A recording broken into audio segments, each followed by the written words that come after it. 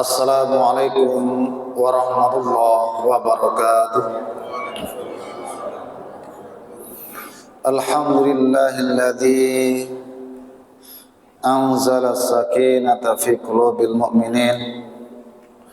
Asyhadu an la ilaha illallah wahdahu la syarika lah wa asyhadu anna Muhammadan abduhu wa rasuluh. Allahumma salli wa sallim wa barik ala nabiyyina Muhammadin wa ala alihi wa ashabihi ajma'in, amma ba'd.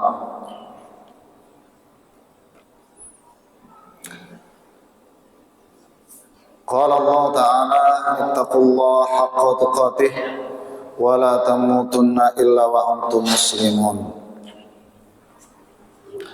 Jamaah salat maghrib rahimahullah, kita bersyukur kepada Allah subhanahu wa ta'ala. Kita sudah diberikan rezeki yang melimpah.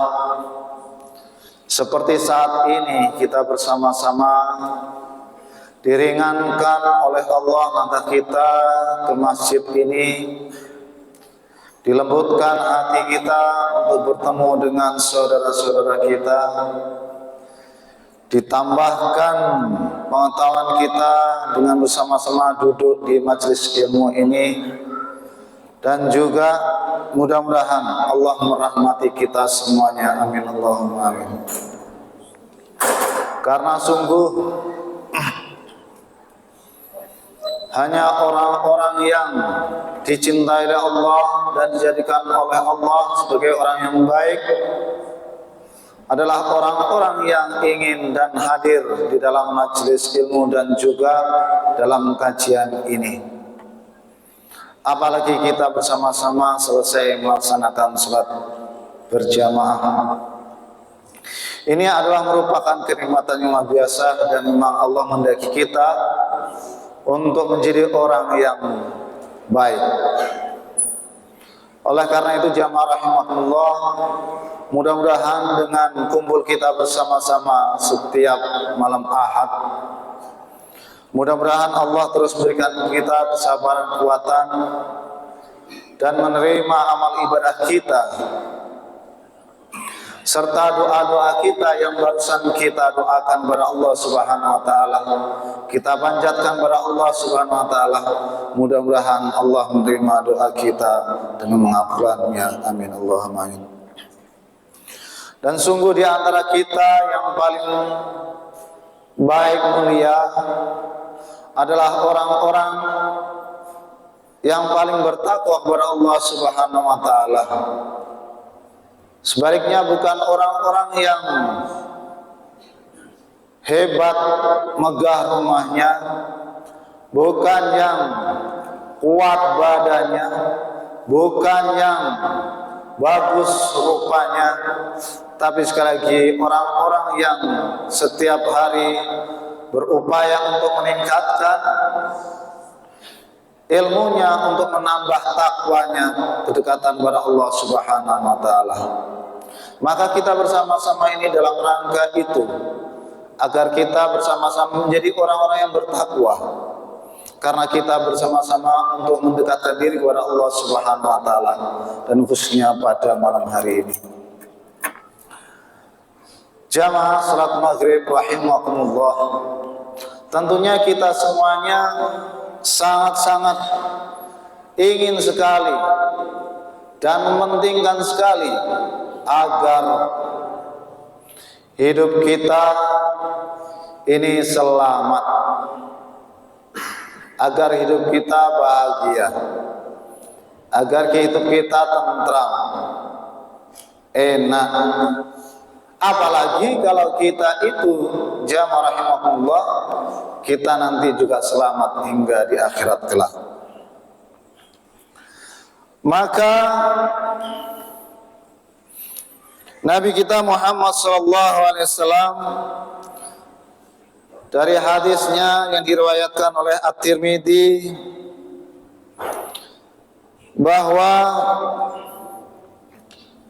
an Abdullah ibn Salam qala lama qudima Rasulullah sallallahu alaihi wasallam al-Madinah injafala an-nasu ilaih wa qila qadima Rasulullah sallallahu alaihi wasallam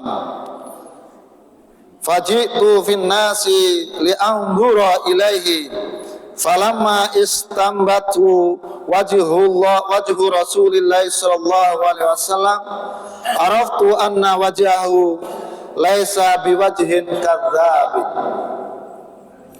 fakana awwalu syai'in takallama bihi an qala ya ayyuhan nas abshus salam wa at'imut ta'am wasilul arham wasallu bil lail wan nasu niyam tadkhulul jannah bisalamin.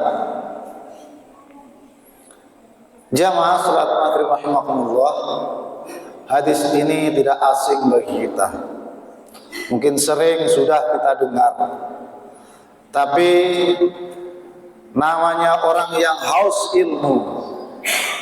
Buktinya jenengan bisa hadir setiap malam Ahad seperti ini haus ilmu, haus untuk memupuk hati kita agar turun benar-benar ketenangan jiwa kita.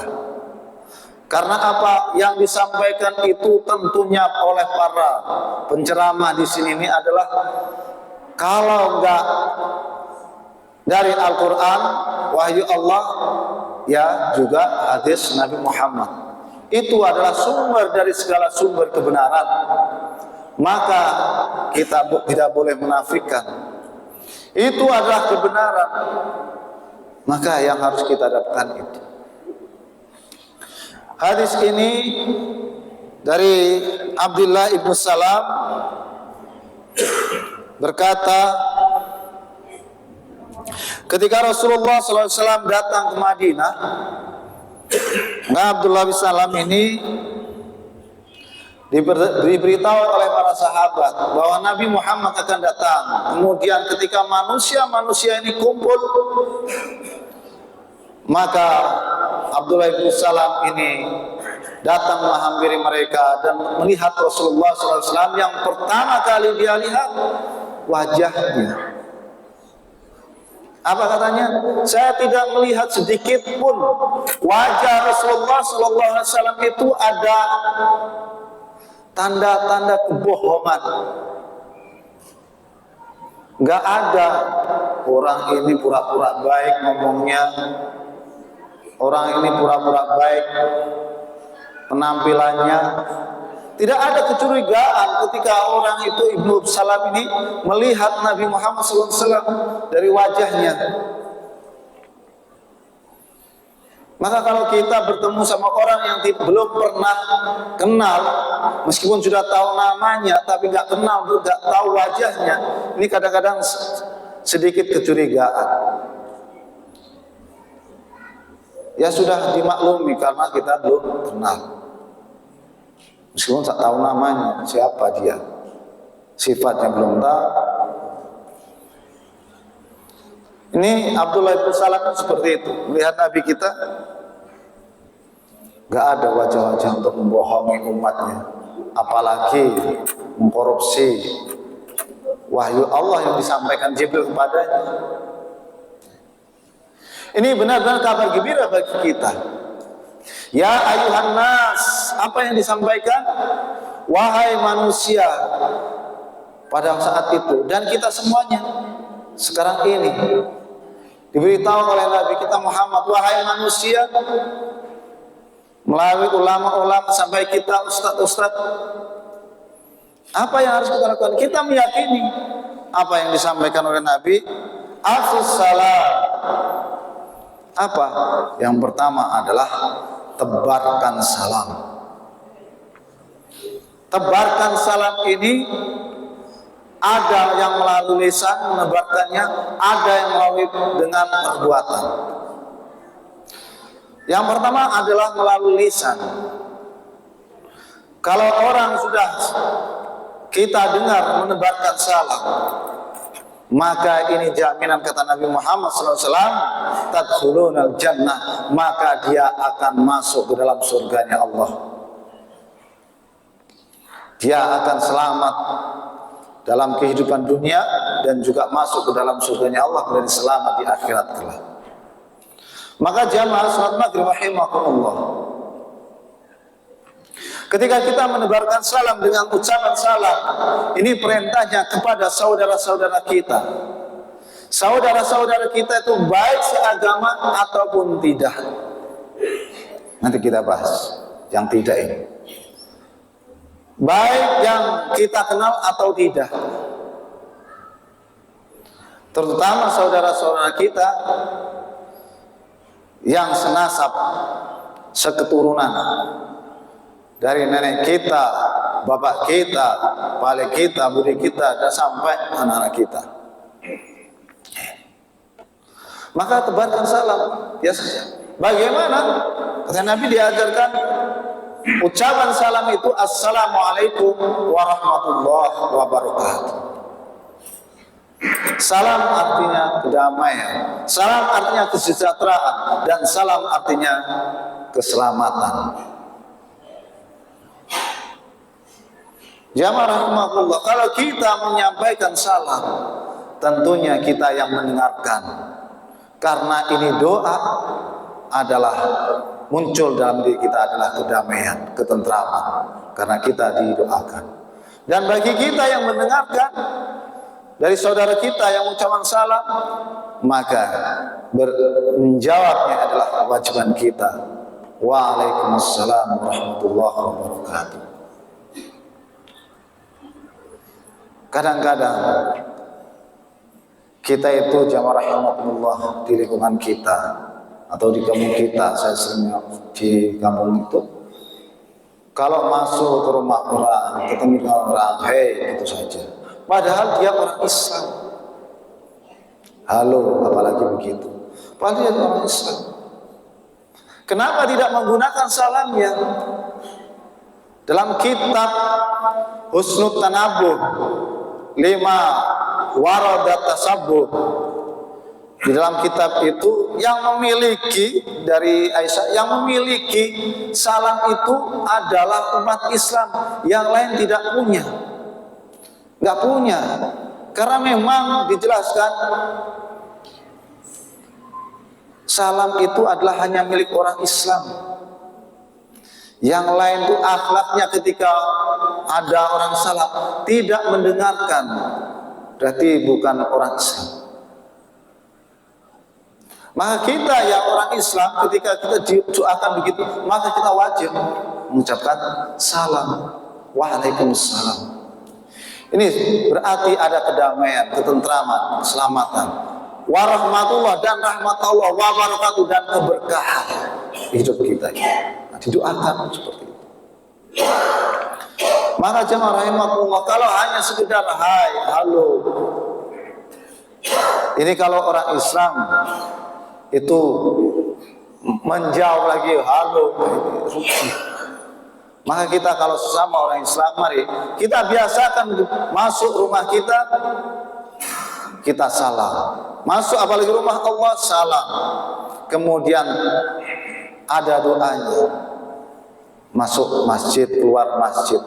Apalagi ketemu dengan saudara kita, ini kita harus ucapkan salam.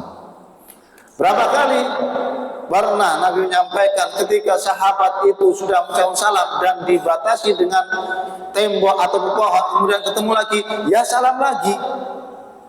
Semakin banyak salam yang kita ucapkan pada saudara kita, maka semakin banyak ketentraman dalam hati kita, dan kedamaian, dan juga keselamatan, bahkan keberkahan dari Allah Subhanahu wa Ta'ala dalam hidup ini. Maka jamaah rahimakumullah, sesuai dengan kekuatan lisan dan kesabaran kita untuk mengucapkan salam, mari terus kita tebarkan salam, agar terus syiar dari salam ini, Islam dari salam ini terus berkembang. Karena setiap orang yang kita berikan salam, maka dia akan merasa kedamaian. Salam itu akan menumbuhkan kecintaan. Ketika saudara kita itu tidak mengucapkan salam, maka akan muncul dalam diri kita kesedihan. Karena salam menunjukkan kecintaan kepada saudaranya. Maka ketika dia tidak mengucapkan salam, maka ada rasa muncul kesedihan. Sampai muncul juga rasa bingung orang yang tidak memberikan salam. Kemudian bagaimana kalau kepada orang-orang yang bukan beragama Islam? Ada khilaf, ada yang menyampaikan itu adalah boleh dan tidak boleh kita mengucapkan salam. La tabda'ul Yahuda wan Nasara bisalamin. Jangan kamu mulai orang-orang Yahudi itu dan Nasrani itu dengan ucapan salam. Ada hadis lain yang menyampaikan, jangan ucapkan salam, malah beri kesempatan yang sempit ataupun sempitkan kalau kamu bertemu dengan orang Muslim itu. Ada yang menyampaikan boleh. Kemudian waktu itu pada zaman Nabi dilarang. Karena apa? Boleh kepada orang-orang yang memang meskipun tidak orang Islam, tetapi dia itu niatnya adalah baik. Ketika kamu ucapkan assalamualaikum gitu saja, maka dia kalau tidak baik hatinya, sudah sering menyampaikan orang itu tidak baik, tahu, maka dia pada zaman Nabi mengucapkan waalaikumsalam. Sam itu adalah racun, sam itu adalah kehinaan. Maka kalau kita tahu orang itu sudah terbiasa tidak baik, maka tidak usah diucapkan. Kecuali ada niatan baik, sudah tahu orang itu baik, maka sampaikan saja hanya assalamualaikum, kedamaian, hanya itu saja. Karena kalau kita itu dibalas jamaah rahimahullah kepada orang yang tidak baik sama kita, akan seperti balasnya tidak baik. Waalaikumsalam, sama itu racun. Siapa yang mau mendapatkan racun? Padahal doa kita adalah doa keselamatan. Maka jamaah rahimahullah, kita boleh mencapai itu, apalagi sekarang. Kecuali kalau ucapan-ucapan yang sekarang itu di Indonesia itu sudah sering kita dengarkan, ditambah dengan ucapan salam-salam yang lain. Salam yang lain ada Om Swastiastu, ada Namo Buddhaya. Bagaimana itu? Dalam seorang ulama menyampaikan bahwa apa itu, kata yang viral itu Pak Menteri itu menyampaikan apa iman kita akan berkurang kalau mengucapkan begitu. Itu dinilai sendiri. Tidak seperti itu. Harus dinilai dengan pemahaman Islam, sesuai dengan agama kita Islam. Tadi saya sampaikan bahwa assalam ataupun salam itu adalah hanya milik umat Islam, berarti umat yang lain tidak punya. Dan orang lain dan non-muslim itu kebanyakan tidak suka kepada salam karena tidak punya. Itu dalam kitab Husnul Tanabuh jelaskan seperti itu. Maka jamaah rahimahullah, kita itu ketika salam maka nggak usah diberikan tambahan-tambahan seperti itu. Karena apa? Karena kita sama dengan mereka. Jangan sampai karena mereka itu juga mengucapkan, misalkan semoga batu ini memberikan keselamatan. Nah ini sama dengan seperti itu. Kalau kita menambah-nambah salam, ada salam toleransi seperti itu. Ucapan saja assalamualaikum karena ada orang Islam meskipun campur dengan orang Muslim. Kita sampaikan pada Islam. Kalau kita diperbolehkan itu dalam kehidupan kita itu, boleh mengucapkan bukan salam tetapi sapaan biasa, sugeng rawu atau sugeng enji, kemudian selamat pagi kalau di Indonesia, itu kan niatan baik, tidak masalah. Kecuali salam-salam yang mereka munculkan sendiri sehingga kita di situ salamnya berbau syirik. Tidak boleh kita. Jamaah rahimakumullah, maka kita itu harus benar-benar menggunakan salam kita sendiri. Dalam kitab tersebut disebutkan bahwa selain salam, mereka itu non-muslim tidak punya barisan di dalam ibadah itu seperti kita punya sop-sop begini. Hanya kita yang punya sop, yaitu barisan dalam ketika ibadah. Dalam sholat itu kan ada sop barisan. Kalau mereka tidak punya sebenarnya, tawur sudah. Kemudian amin, itu sebenarnya punya kita. Tidak ada umat lain yang memilikinya. Maka dari itu amin, ketika ada saudara kita berdoa, kemudian kita itu mengaminkan, itu memang milik kita. Kalau yang lain sudah biarin, diri dulu kita. Cuma ada anjuran, kalau bisa, misalkan mereka memberikan salam pada kita, kita balas. Assalamualaikum, waalaikumsalam, wa hidayah, agar mereka mendapatkan hidayah. Wa hidayah, jangan warahmatullahi wabarakatuh. Rahmat Allah tidak akan turun kepada orang-orang yang tidak percaya dan beriman kepada Allah. Jamaah rahimahullah, ini secara ucapan. Kemudian secara tingkah laku dalam kehidupan kita, menebarkan salam ini jamaah rahimahullah, agar supaya apa? Timbul kedamaian ketika kita mengucap, ketika kita bertingkah laku, kemudian memandang. Ketika itu kalau kita menyebarkan damaian, bagaimana kita menjaga lisan kita agar supaya orang lain tidak tersinggung, menjaga lisan kita agar supaya orang lain tidak terfitnah dengan ucapan kita. Karena keberadaan kita ketika kita ada bersama mereka, ini muncul kedamaian di dalam mereka, diri mereka, maka ini juga merupakan menebarkan salam. Tebarkanlah kedamaian dimanapun kalian berada. Karena orang Islam itu jamaah rahimahullah adalah orang yang dimana keberadaannya itu orang lain merasa aman, nyaman, selamat, tentram.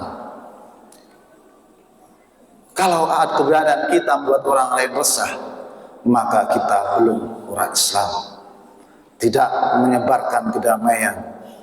Maka jamaah rahimahullah, kalau ada orang mengucap kemudian ada orang tersinggung, maka orang seperti ini Nabi menyampaikan nanti pada yaumil qiyamah ada orang yang membawa pahala sholat, pahala puasa, pahala zakat.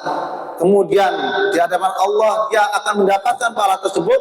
Kemudian ada yang memprotes, ya Allah, benar dia mendapatkan pahala sholat, benar dia mendapatkan pahala puasa, benar dia mendapatkan pahala zakat.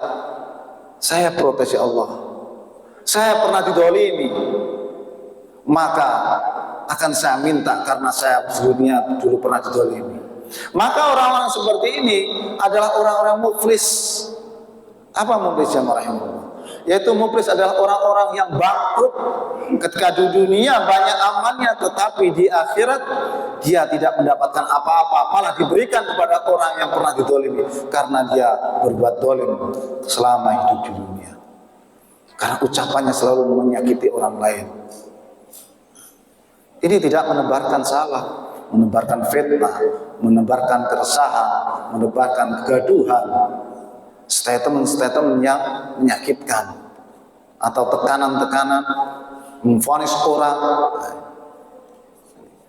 Gurau, kalau orang biasa tersinggung, jangan sampai kita memvonis orang itu begini-begini. Nah, jangan. Ini akan membuat resah orang lain, sehingga keberadaan kita tidak mendamaikan, justru membuat orang lain lari.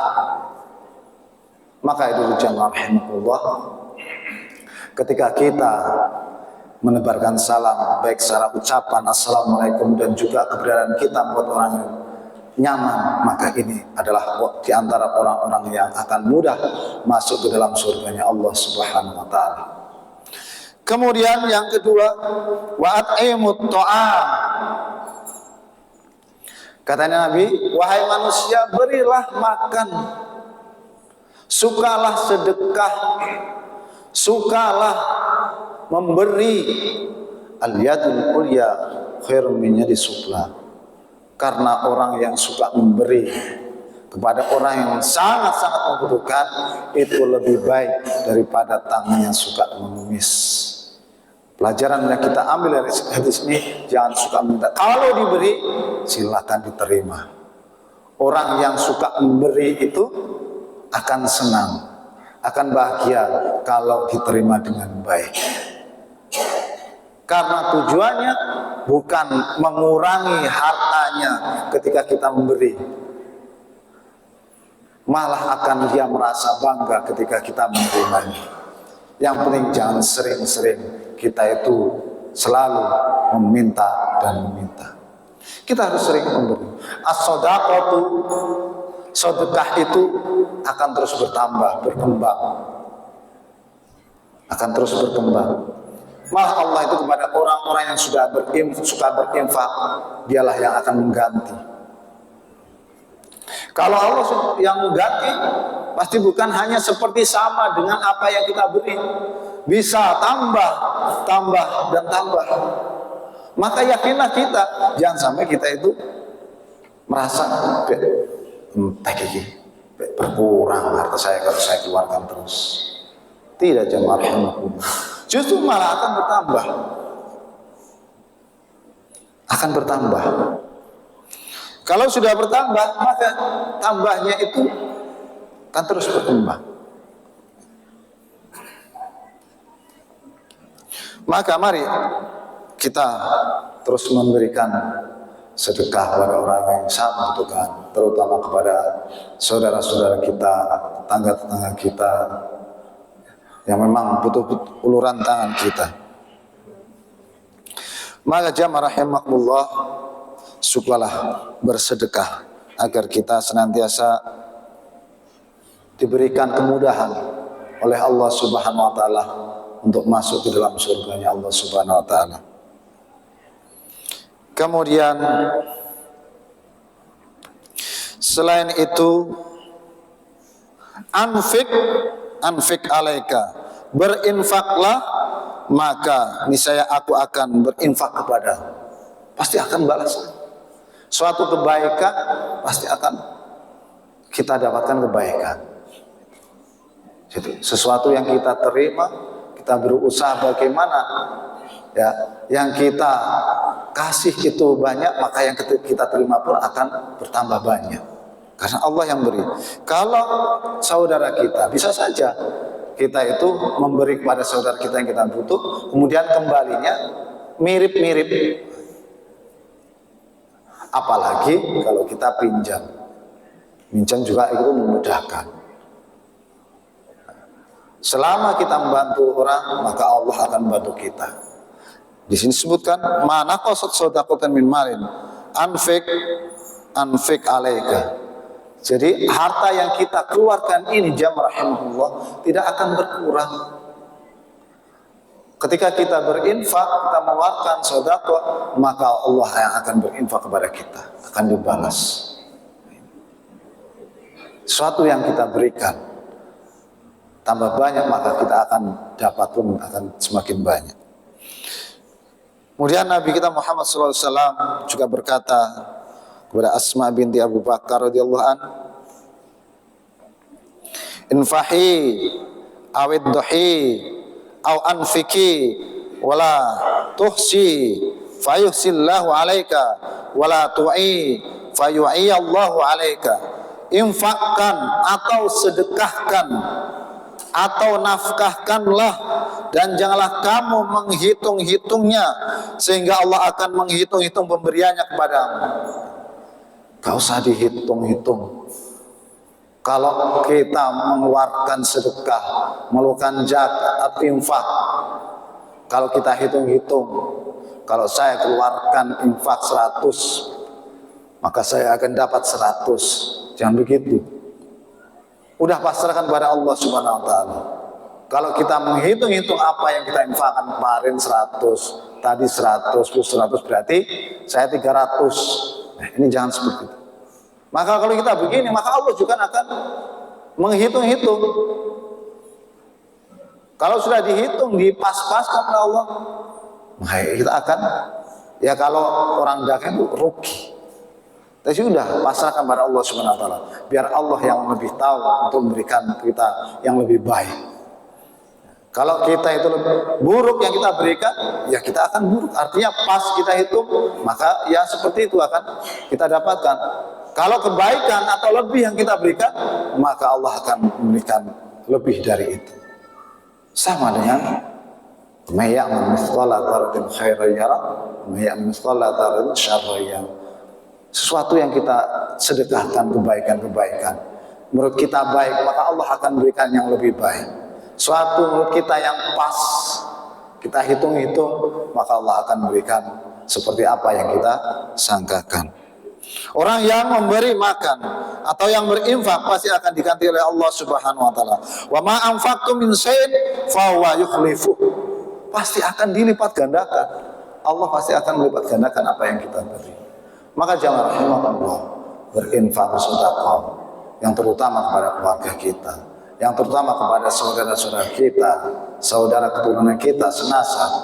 Apabila saudara kita kelaparan, kemudian kita kedepankan orang lain, ini tidak boleh. Tentunya harus saudara kita, kemudian baru orang lain.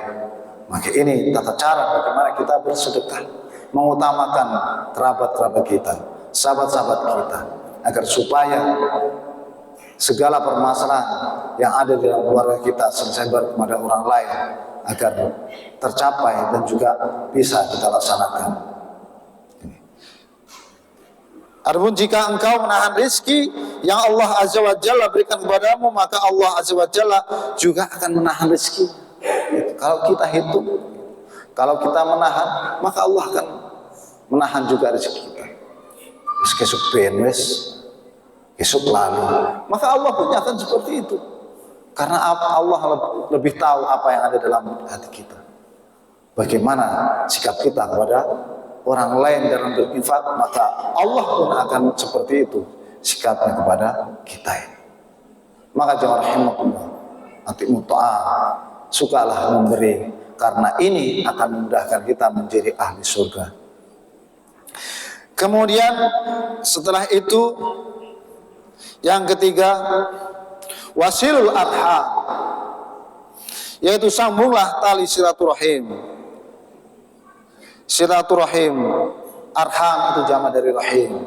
Maka yang kita hubungkan, kita eratkan persaudaraan itu adalah kepada saudara-saudara kita, baik senasab ataupun kepada saudara-saudara kita, teman-teman kita, atau saudara-saudara kita, yaitu seakidah, seagama, agar supaya kita tidak menjadi orang-orang yang dolim.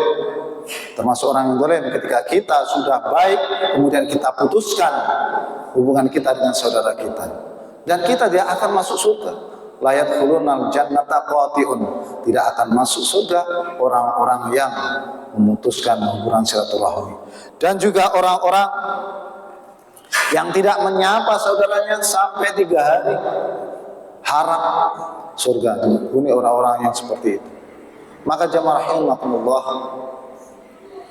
dengan hati yang ikhlas, dengan hati yang lapang dada, maka kita bersama-sama untuk selalu mempererat silaturahim, baik silaturahim dalam kita ketika kita ibadah, silaturahim dalam kita di kantor, silaturahim dalam kita di lingkungan masyarakat dengan tetangga kita. Itu perlu dibangun terus agar supaya saling menghargai, saling menghormati, dan juga saling memberikan keselamatan. Karena dengan silaturahim orang akan bertambah doanya. Karena dengan silaturahim akan bertambah rizkinya yang berkah-berkah, dan silaturahim akan menambah umurnya yang berkah, yang bermanfaat. Sebaik-baik manusia adalah yang panjang umurnya dan bermanfaat amalnya, dan seburuk-buruk manusia yang panjang umurnya dan tidak bermanfaat amalnya. Maka kita pilih bagi kita yang sudah umur 40 ke atas, mari agar berkah umur kita, dan agar terus bertambah baik. Mari kita waspadai dalam kehidupan ini, karena umur 40 sudah matang. Nabi kita, Nabi Muhammad SAW, muncul kenabiannya ketika umur 40 tahun.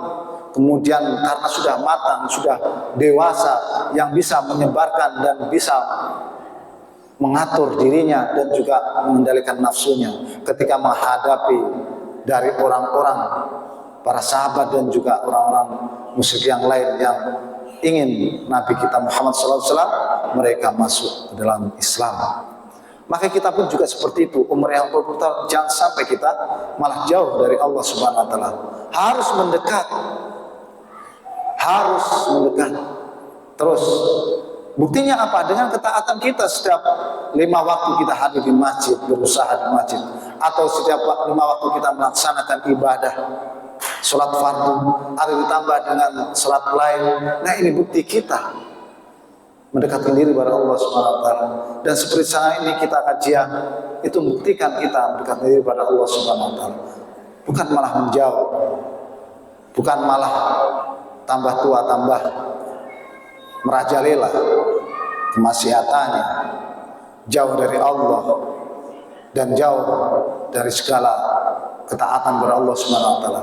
Malah dekat dengan kemaksiatan, malah dekat dengan kemungkaran, malah dekat dengan adu domba dan lain sebagainya yang menjauhkan dia kepada Allah Subhanahu wa taala. Maka jamaah rahimakumullah, wasilul arham, mari kita mendekatkan diri kepada Allah dengan mempererat tali persaudaraan, baik seagama, saling tolong menolong. Mustahil kita namanya manusia akan bisa hidup sendiri tanpa pertolongan orang lain. Maka dari itu hargai tetangga kita, hormati tetangga kita, seburuk apapun tetangga kita, maka berilah penghormatan dengan memberikan makanan, dengan memberikan bantuan, dengan memberikan doa dan lain sebagainya, agar supaya hubungan silaturahmi terus berjalan, apalagi seagama seperti kita saat ini. Kemudian jamaah rahimakumullah, yang keempat, yang terakhir adalah Nabi mengingatkan kita, wahai manusia, wasallu bin laili wan nasunya, sholatlah di waktu malam, di saat manusia itu sedang tidur. Kenapa waktu malam kita bangun? Selain malam seperti ini, sholat maghrib, sholat isya, sholat subuh, kemudian ditambah lagi sholat malam di sepertiga malam kita bangun. Untuk apa? Agar supaya Allah ayyab'atsaka maqaman mahmuda, agar Allah memberikan kita derajat yang mulia. Derajat yang mulia di dunia adalah kebaikan-kebaikan baik dari Allah Subhanahu wa taala, diberikan posisi jabatan, atau diberikan orang lain perhatian pada kita, atau hormat pada kita, atau kita dianggap orang yang baik. Ini merupakan derajat di kalangan manusia. Derajat di sisi Allah adalah diselamatkan kita dari siksaan api neraka dan dimasukkan ke dalam surganya Allah Subhanahu wa taala. Ini derajat yang mulia, maqamah mahmudah. Maka jamaah rahimakumullah, kita sering mendengarkan Nabi mengingatkan kita, salat yang paling berat isya dan subuh. Salat malam, bukan salat siang. Yang paling berat itu apa? Karena sholat malam itu memang berat. Kalau kita maghrib, kita itu kadang-kadang kecapean dari kerja siang penuh, sehari penuh, malam capek. Kemudian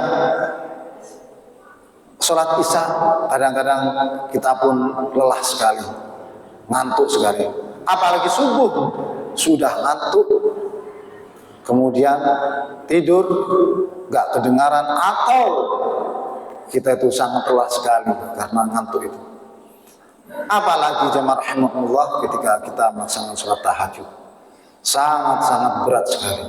Maka dari itu Nabi mengingatkan kita, walaupun manusia itu tahu bahwa pahala pada sholat malam, maka dia berusaha meskipun dia itu sampai merangkak. Tapi sayangnya sebanyakan kita itu tidak merasakan, kebanyakan kita itu tidak tahu, sehingga mereka meremehkan. Maka bersyukurlah orang-orang yang sedikit ini bisa melaksanakan dengan istiqomah.